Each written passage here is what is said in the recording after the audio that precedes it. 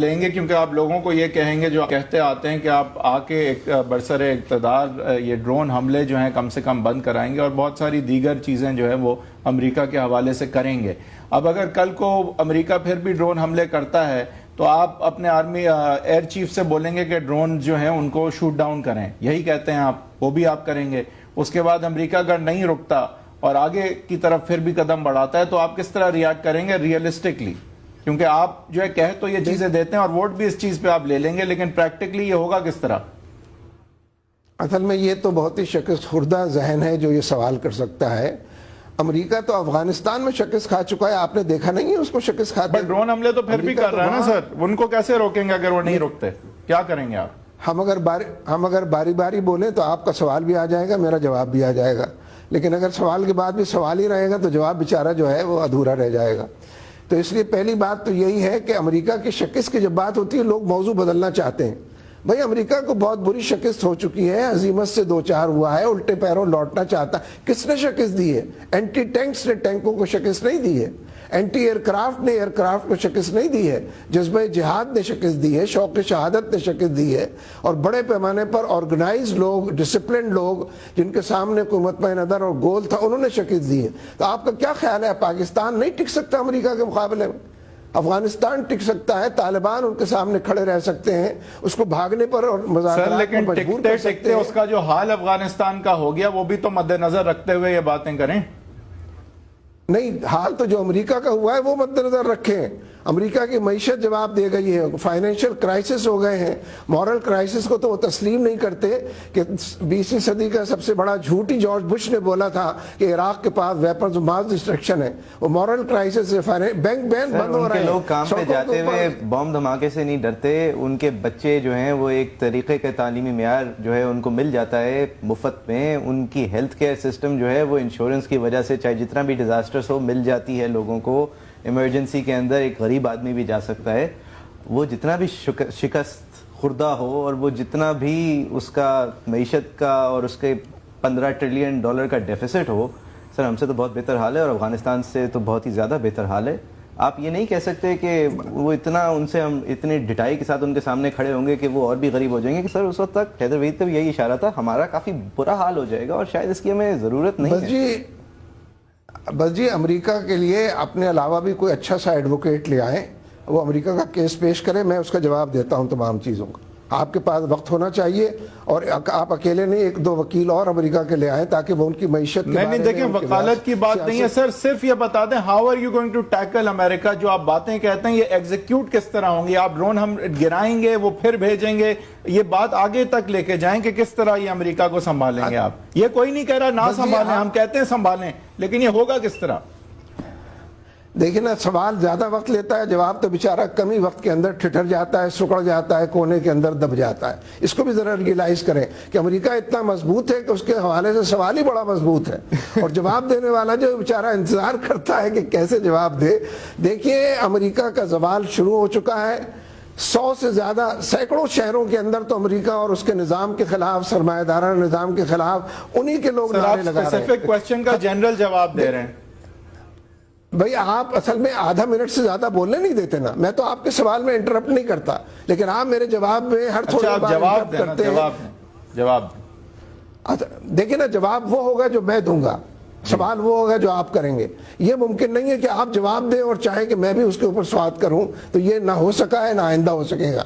اس لیے امریکہ کی بڑی سے بڑے وکالت کرنے والے بھی مسلسل اس بات کو لکھ رہے ہیں کہ امریکہ کی معیشت بھی, اس کی ریاست بھی, اس کی سیاست بھی ڈاواڈول ہو چکی ہے. تنزل خط غربت سے نیچے زندگی بسر کرنے والوں کی تعداد بھی بڑھ گئی ہے, بڑھتی چلی جا رہی ہے, اور غربت کی مقدار, کوانٹم آف غربت جو ہے پاورٹی, اس کے اندر بھی اضافہ ہو رہا ہے. اور یہ جو 10 سال میں افغانستان میں امریکہ کے ساتھ ہوا ہے, آپ کا کیا خیال ہے؟ اس کو شکست کے علاوہ کوئی لفظ, کوئی اچھا سا عنوان آپ تلاش کریں تو میں اس کے اوپر سوال کر دوں گا. یعنی اس امریکہ سے آپ ڈر اور خوفزدہ ہو کر کہتے ہیں کہ صرف ڈرون طیارے آپ گرائیں گے. میری پرسوں بھی امریکی کونسلر سے ملاقات ہوئی تھی, میں نے ان سے کہا کہ آپ سوائے انوسنٹ لوگوں کے کسی کو نہیں مار رہے ہیں, اور ایئر اٹیکس کے اندر انوسنٹ لوگوں کے علاوہ کوئی مرتا بھی نہیں ہے, ٹارگٹ کلنگ ہوتی نہیں ہے, اور آپ ہماری سوورنٹی اور انڈیپینڈنس کو بھی چیلنج کیے ہوئے ہیں.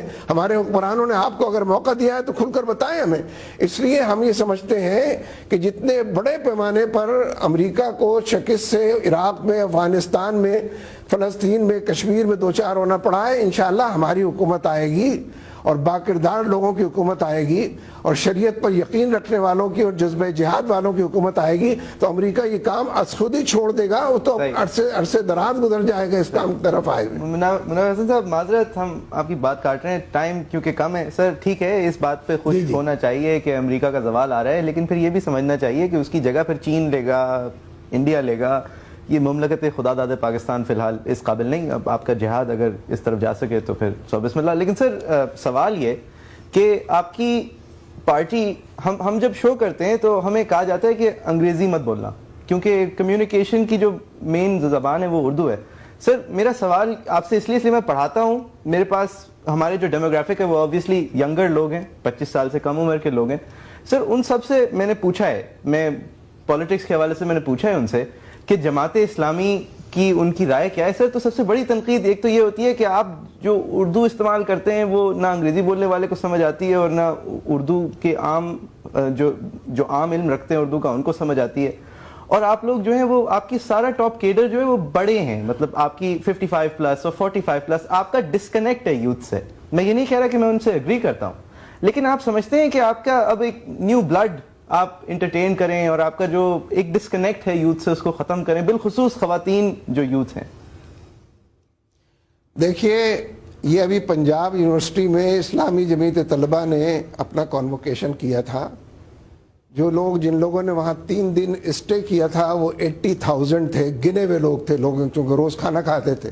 اور جو ریلی انہوں نے کی تھی وہ لاکھوں لوگوں پر مشتمل تھی. یہ ساری 18 سال سے لے کر 22-23 سال والی یوتھ تھی. یہ کس کے ساتھ ہے؟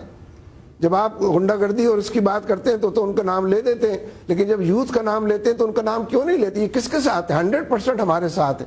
اور اسی طریقے سے جو طالبات کا ونگ ہے، اور وہ ونگ نہیں کہنا چاہیے، انڈیپینڈنٹ ان کی اپنی باڈی ہے، وہ اپنے جو پروگرام کرتے ہیں اور چھوٹے بڑے پیمانے پر رابطہ عوام اور خواتین سے رابطہ، طالبات سے رابطہ کرتے ہیں، وہ بھی ہزاروں کی تعداد میں جگہ جگہ ہے. تو کسی کے پاس یوتھ اتنے بڑے پیمانے پر آرگنائز اور ڈسپلن بھی اور ووکل بھی نہیں ہے جتنا کہ ہمارے پاس ہے. تو میں نہیں سمجھتا کہ یہ سوال صحیح پٹ کیا جاتا ہو اور صحیح اس کا جواب ملتا ہو. سر کچھ آخری بالکل لمحات ہیں، آخری منٹ میں ہم ذرا تھوڑا سا آگے کے حوالے سے اب بتاتے چلیں کہ آپ پارلیمان میں تو نہیں ہیں، آگے آپ کا رول کیا ہو سکتا ہے؟ یہ کشیدگی جو ہم دیکھ رہے ہیں اس وقت، سپریم کورٹ، فوج، حکومت اور پھر آگے سینٹ کے الیکشن، جماعت کا کیا رول ہوگا، موقف کیا ہوگا؟ آپ کا کیا پلان ہے اگلے کچھ مہینوں کا؟ اس وقت تو سب لوگوں نے متفقہ طور پر یہ بات منظور کی ہے آپس میں کہ اس پوری دلدل سے نکلنے کا واحد طریقہ الیکشنز ہیں.